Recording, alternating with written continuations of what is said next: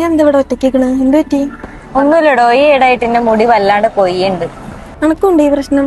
ഈ ഇടായിട്ട് എന്റെ മുടി 2-3 ആണല്ലേ? അപ്പൊ എല്ലാവർക്കും ഉണ്ടല്ലേ ഈ ബുദ്ധിമുട്ട്?